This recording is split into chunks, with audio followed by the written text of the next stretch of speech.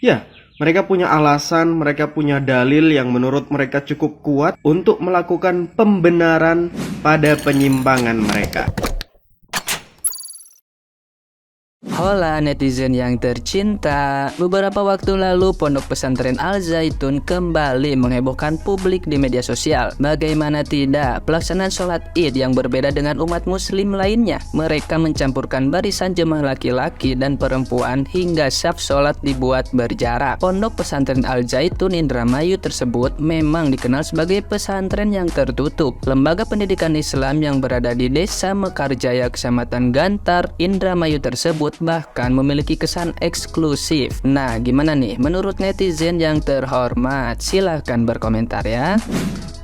Gini, sekarang kan lagi rame nih Pondok Pesantren Al Zaitun yang sholat Idul Fitrinya seperti itu ya. Bahkan saf-safnya itu jarang sekali, terus juga ada perempuan di saf laki-laki. Nah, begini kawan-kawan, saya ingin menjelaskan sedikit ya. Al Zaitun dengan Negara Islam Indonesia atau NII itu ada kaitannya. Jelas-jelas dari dulu itu sesat dan ada kesesatan di dalam Al Zaitun itu sendiri kawan-kawan. Ini saya saksi hidupnya. Saya ex atau mantan anggota NII KW 9 yang berlokasi di Pondok Gede, Jakarta Timur, Bekasi Timur ya. Di Pondok Gede saya dulu. Itu sekitar awal tahun 2010 sampai 2014. Lama kan saya bergelut di Negara Islam Indonesia. Dan tiap tahunnya kawan-kawan, tiap tahunnya menjelang 1 Muharram itu ya, itu anggota NII dari berbagai penjuru di Indonesia bahkan di dunia itu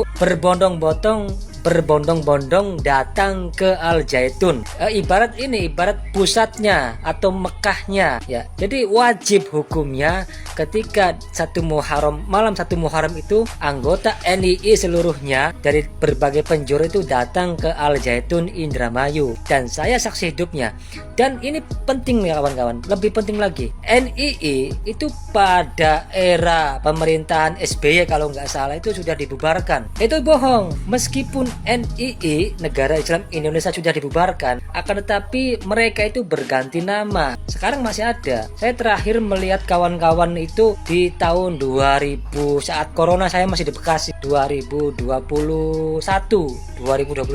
itu berganti nama menjadi MIM, Masyarakat Indonesia Membangun, dan ideologisnya sama dengan NII. Jadi walaupun NII sudah dibubarkan di era SBY, mereka berganti nama menjadi MIM, Masyarakat Indonesia Membangun, dan saya saksi hidupnya.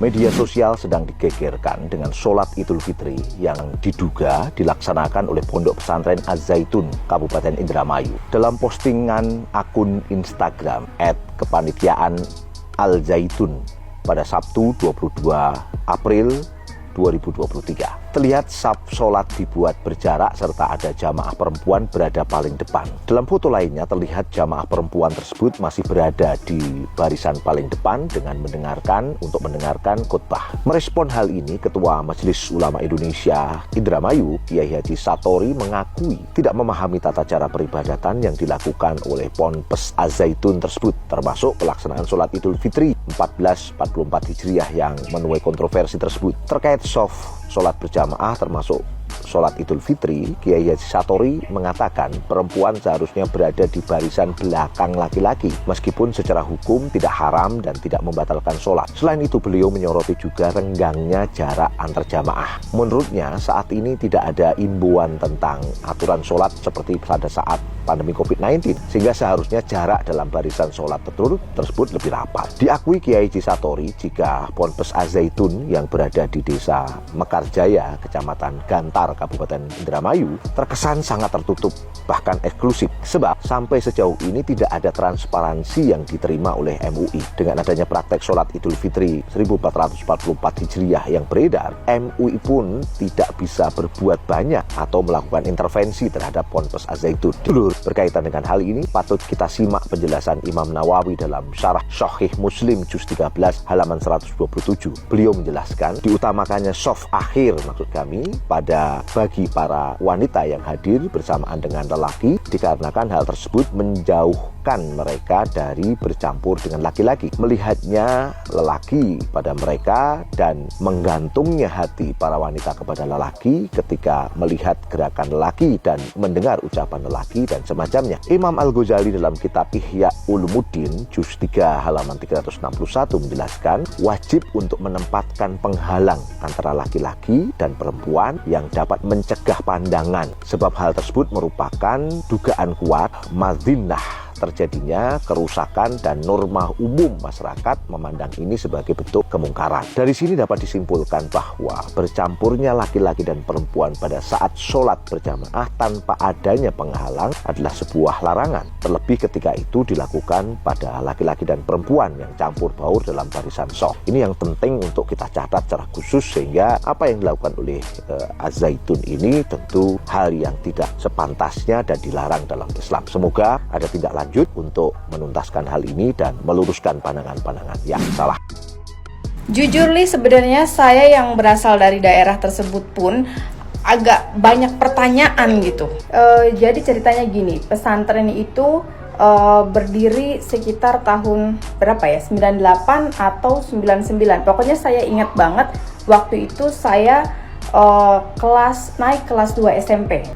Saya masih ingat waktu itu ada teman saya, kita sama-sama di satu SMP Islam, namanya MTS, kalian pasti tahu semua lah. Nah, pada saat kenaikan kelas 2 ada satu teman saya itu yang keluar dari sekolah kita, terus dia katanya mau masuk ke Ma'had Al-Zaitun, dan sampai selesai sih kalau nggak salah ya. Biaya masuk ke sana itu seharga sapi, dan dulu tuh banyak banget yang pengen masuk ke dalam situ. Cuman memang dulu itu sapi itu kalau nggak salah sekitar 5 jutaan, itu awal-awal ya.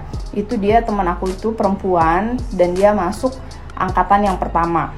Nah terus tetangga aku juga ada yang pernah masuk juga, tapi dia nggak selesai, nggak kayak temen aku, teman sekolahku itu.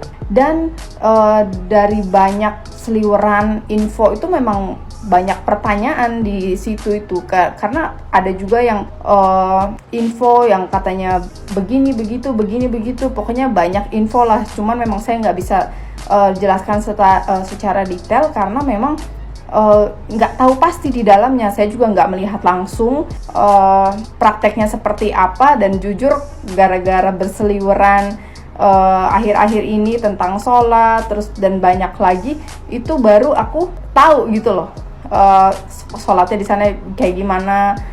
Ya sedikit tahu, yang selama ini penasaran terus gitu dengan keadaan di Ma'had Al-Zaitun itu. Cuman kalau misalnya berita-berita simpang siur yang selalu sering saya dengar antara saya dan teman-teman saya itu, saya juga nggak bisa memastikan. Cuman memang banyak sekali pertanyaan yang sebenarnya masa sih kayak begitu gitu loh. Cuman bener atau enggaknya ya saya juga nggak tahu, karena saya juga nggak pernah di dalam gitu. Cuman memang pesantren itu memang banyak sekali pertanyaan yang untuk kita orang luar itu banyak banget penasaran gitu. Kayak gimana sih di dalamnya tuh, bener nggak sih begini, bener nggak sih begitu.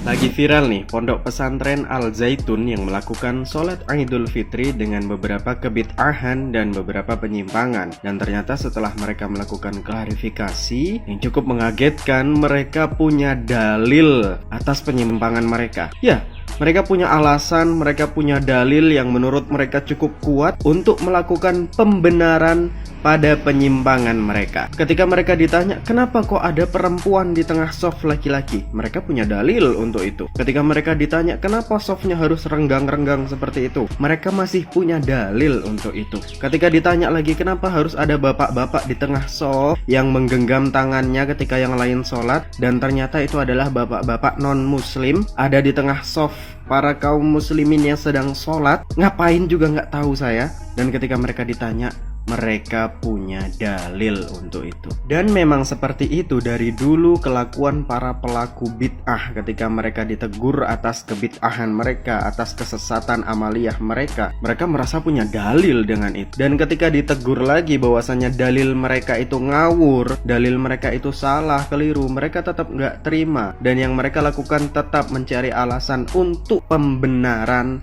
amaliyah mereka. Sulit sekali untuk mereka sadar atas kesesatan perbuatan dan amaliyah mereka.